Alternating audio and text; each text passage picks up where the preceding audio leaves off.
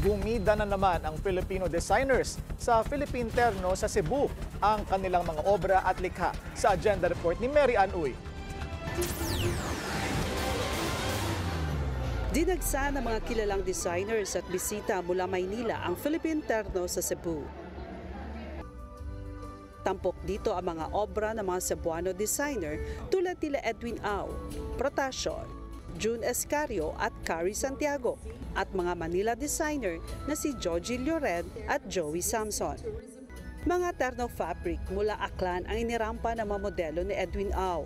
Embroidery naman mula sa lungsod ng Minglanilla ang gawang Protasio. This time I married art with the design process.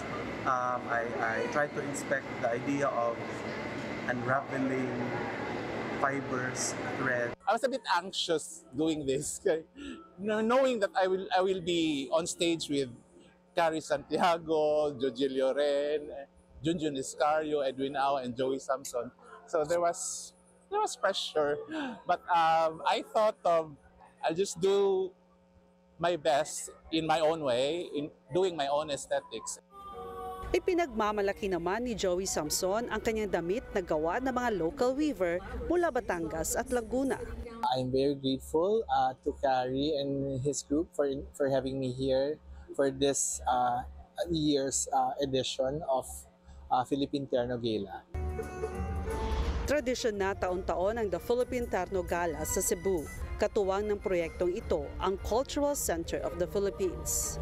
The event is not only a celebration of Filipino artistry and fashion, but it is primarily a celebration of who we are, our identity, and our rich culture and heritage. Ilang kilalang personalidad sa Cebu ang rumampa sa kasuotang gawa ni Carrie Santiago, tulad na lamang ni dating Cebu City Vice Mayor Dondon Ontiveros. First time to wear Carrie Santiago, so hopefully I'll be given that opportunity again. It's just amazing to see the creation of all the designers, and a big round of applause and kudos to, of course, Carrie Santiago. Isa sa highlight ng Philippine Terno Gala ang Bituin ng Gabi kung saan ang Manila socialite at TV personality na si Tessa Prieto ang napiling mabigyan ng alahas mula sa Daya Gold. Para sa agenda, Mary Ann Uy, Billionaire News Channel, Cebu.